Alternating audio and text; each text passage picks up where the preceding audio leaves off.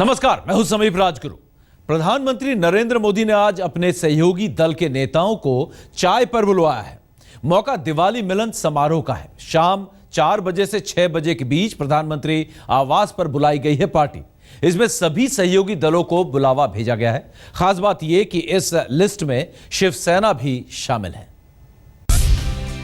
संपादकों से संवाद के बाद पार्टी पॉलिटिक्स की बारी।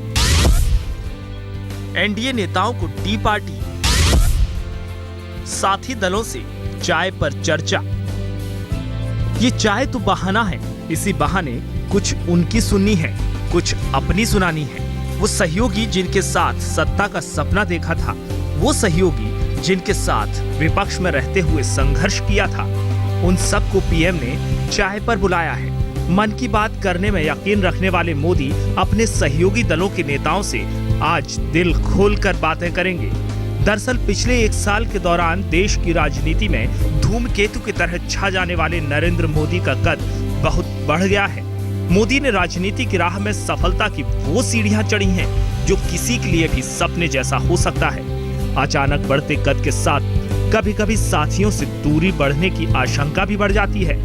शायद इसी आशंका को खत्म करने की कोशिश है आज की हाई टी पार्टी।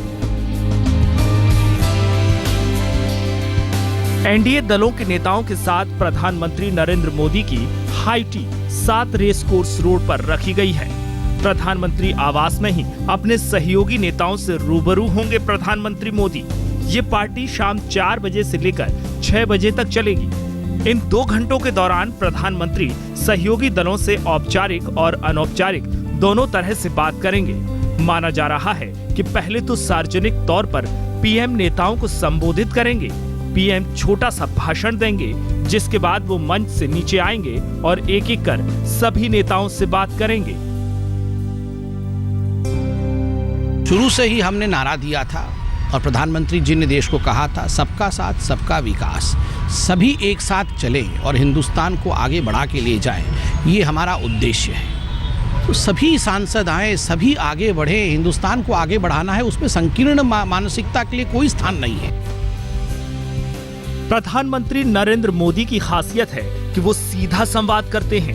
जाहिर है इस दौरान बातचीत में सरकार को लेकर पिछले 5 महीने के काम का जिक्र भी होगा, चुनौतियों पर बात भी होगी, उपलब्धियों की चर्चा भी होगी।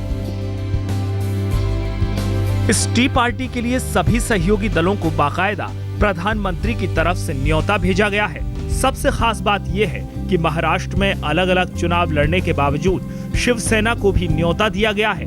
सूत्रों के मुताबिक उद्धव तो पार्टी में शामिल नहीं होंगे, लेकिन उनके दल के बाकी सांसद प्रधानमंत्री का न्योता कबूल कर चुके हैं। इसके अलावा बीजेपी के अध्यक्ष और मोदी का दाहिना हाथ माने जाने वाले अमित शाह को खास तौर पर बुलावा भेजा गया है। इस पार्टी में बीजेपी के राष्ट्रीय पदाधिकारियों को भी निमंत्रण दिया गया है। इसमें पार्टी के महासचिव और सचिव के अलावा प्रवक्ता भी शामिल हैं। प्रधानमंत्री मोदी की इस हाई टी पार्टी में शिवसेना के अलावा जिन सहयोगियों पर नजर होगी उसमें शामिल हैं शिरोमणि अकाली दल, लोक जनशक्ति पार्टी, तेलुगु देशम पार्टी और अपना दल। प्रधानमंत्री की इस टी पार्टी को लेकर खास तौर पर तैयारियां की जा रही हैं। प्रधानमंत्री आवास के भीतर पार्टी का जोरदार इंतजाम किया जा रहा है। मेन्यू भी फाइनल हो चुका है। प्रधानमंत्री के अन्य प्रोग्राम की तरह यहाँ भी शाकाहारी नाश्ते का ही दबदबा होगा। पार्टी में चाय और कॉफी के अलावा स्नैक्स का खास तौर पर इंतजाम किया गया है। इसमें कई तरह के नमकीन और बिस्किट के अलावा सैंडविच भी परोसा जाएगा। माना यह भी जा रहा है कि एनडीए के नेता यहाँ ढोकला, खांडवी और फाफड़ा का भी स्वाद ले सकेंगे। इसके साथ ही उत्तर भारतीय नाश्ते में ज्यादातर इस्तेमाल होने वाले इमरती और समोसा जैसा आइटम भी यहाँ परोसा जा सकता है।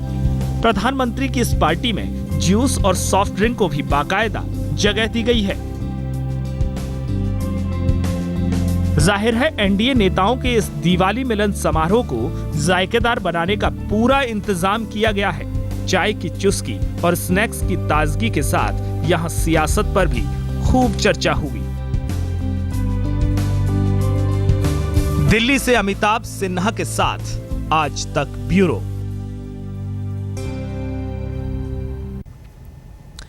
करीब 5 महीने पुरानी एनडीए सरकार के सभी सहयोगियों से तालमेल बनाना मोदी की प्राथमिकता है। यह टी पार्टी इसी की एक कोशिश है। माना जा रहा है कि इसके जरिए ही मोदी सहयोगियों में यह भरोसा फूकेंगे कि हम साथ साथ हैं। प्रधानमंत्री पद की शपथ लेने के बाद से ही नरेंद्र मोदी जोरदार तरीके से काम में जुट गए हैं। लगातार और तेजी से काम करना मोदी की खासियत है। वो तेजी से योजना बनाने और उसे तुरंत लागू करने में यकीन रखते हैं। मोदी के बारे में कहा जाता है कि वो खुद भी बहुत काम करते हैं और सहयोगियों से भी खूब काम कराते हैं। इस आपाधापी और बिजी शेड्यूल के बीच आज की हाई टी पार्टी वो मौका है जहां ठहरकर एक दूसरे से बात होगी, एक दूसरे का अनुभव शेयर किया जाएगा। वैसे दिवाली मिलन तो बहाना है। हम आपको बताते हैं कि इस हाई टी पार्टी का असली मकसद क्या है। असली बात यह है कि प्रधानमंत्री इस हाई टी पार्टी के जरिए अपने सहयोगी दलों में भरोसा फूंकना चाहते हैं। मोदी ये बताना चाहते हैं कि सभी सहयोगी दल एनडीए का अहम हिस्सा है। बीजेपी के साथ उनका संबंध था, है और आगे भी बना रहेगा। संघर्ष के साथ ही लगातार सत्ता के साथी भी बने रहेंगे। दरअसल पिछले दिनों दबी जुबान से ही सही ये चर्चा होने लगी थी कि कहीं गठबंधन का दौर गुजर तो नहीं गया। अब हम आपको बताते हैं कि आखिर ये सवाल पैदा कहां से हुआ, किस वजह से ये आशंका सामने आई। मोदी की अगुवाई में बीजेपी को लोकसभा चुनाव में जोरदार सफलता मिली। जिस तरह से अकेले दम पर बहुमत का जादुई आंकड़ा पार कर गई पार्टी और अभी 2 विधानसभा चुनाव में जीत के झंडे गाड़े, उसके बाद चर्चा होने लगी कि क्या अब बीजेपी को सहयोगियों की जरूरत नहीं है? क्या चुनाव जीतने के लिए मोदी अकेले ही काफी हैं? इस सबके बीच सहयोगियों को सबसे ज्यादा डराने वाली बात महाराष्ट्र में शिवसेना को एक झटके में अलग करके चुनाव लड़ना और जीतना भी था। इसके अलावा विधानसभा चुनाव से ठीक पहले हरियाणा में एचजेसी को छोड़कर आगे बढ़ गई थी बीजेपी। एनडीए सांसदों के साथ चाय पर मुलाकात तो बस एक बहाना है। प्रधानमंत्री मोदी की ये पूरी कोशिश है कि सांसदों के साथ सीधा संवाद कायम हो और साथ ही साथ ये संदेश भी जाए कि एनडीए का गठबंधन अभी खत्म नहीं हुआ। रिश्तों की इस हाई टी पार्टी में एक बात ये भी नजर आती है कि राज्य स्तर पर सोच अलग हो सकती है, पार्टी की रणनीति अलग हो सकती है, लेकिन केंद्र में कड़वाहट रत्ती भर नहीं आनी चाहिए। एनडीए गठबंधन को मोदी किस मजबूती के साथ लेकर चलना चाहते हैं, ये वो लोकसभा चुनाव में जीत के बाद भी जाहिर कर चुके हैं। 16 मई को लोकसभा के नतीजों ने जिस तरह से मोदी को सरताज बनाया, बीजेपी को बहुमत के सॉलिड आंकड़े तक पहुंचाया। ये जीत मोदी की अपनी थी, उनकी दिन रात की मेहनत थी। फिर भी मोदी ने जनता के मंच पर गठबंधन को नजरअंदाज नहीं किया। फिर 26 मई को शपथ समारोह में प्रधानमंत्री मोदी ने अपनी कैबिनेट में सहयोगी दलों के मंत्रियों को भी शपथ दिलाई। अकाली हो या शिवसेना, मोदी ने सत्ता में सबको भागीदार बनाया। महाराष्ट्र और हरियाणा के चुनाव के दौरान गठबंधन में कुछ गलतफहमियां जरूर पैदा हुई।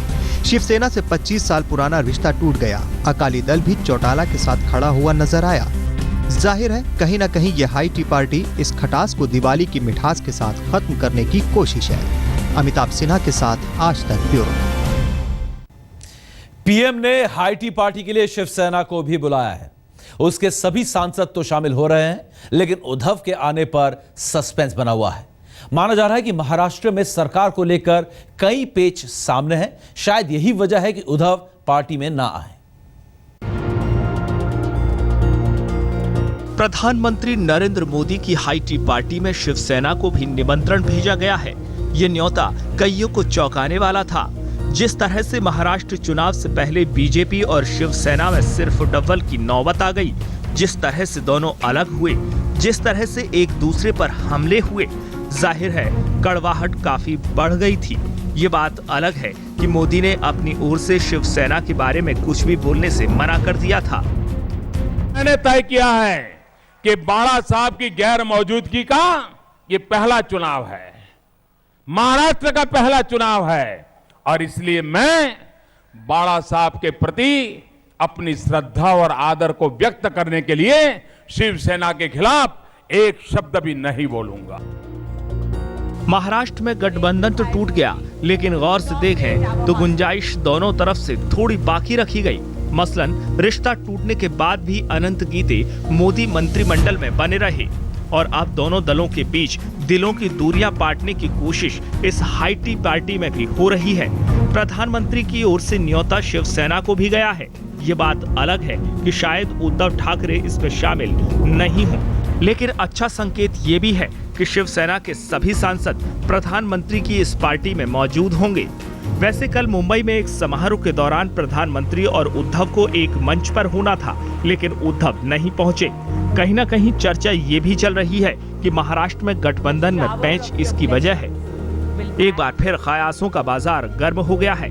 सवाल खड़े हो रहे हैं कि क्या शिवसेना और बीजेपी साथ आएंगे। सूत्र बताते हैं ना तो बीजेपी झुकने को तैयार है और ना ही शिवसेना पीछे हटने को। खबरों की माने तो बीजेपी अपनी शर्तों पर शिवसेना के साथ गठबंधन चाहती है, जबकि शिवसेना सम्मानजनक समझौता चाहती है। अगर शिवसेना से बात नहीं बनती तो बीजेपी अल्पमत की सरकार बना सकती है। इस सूरत में शिवसेना के पास बाहर से समर्थन देने या फिर विपक्ष में बैठने के अलावा कोई चारा नहीं बचेगा। शिवसेना के हित के लिए, पार्टी के हित के लिए जो करना है वो उसके बारे में शिवसेना पक्ष प्रमुख उद्धव जी ठाकरे निर्णय लेंगे और वो शिवसेना के हित के लिए लेंगे। अब आपको बताते हैं कि बीजेपी और शिवसेना के बीच डील क्यों फाइनल नहीं हो पा रही है। दरअसल शिवसेना और बीजेपी में मंत्री पद को लेकर पेच फंसा है। शिवसेना को डिप्टी सीएम समेत गृह, वित्त और पीडब्ल्यूडी मंत्रालय चाहिए, जबकि बीजेपी शिवसेना को उद्योग, स्वास्थ्य, महिला और बाल विकास के साथ ही पर्यावरण मंत्रालय देना चाहती है। पेंच इसलिए भी फंसा है क्योंकि बीजेपी छोटा मंत्रिमंडल रखना चाहती है, लिहाजा शिवसेना के ज्यादा विधायकों को मौका नहीं मिल सकता है।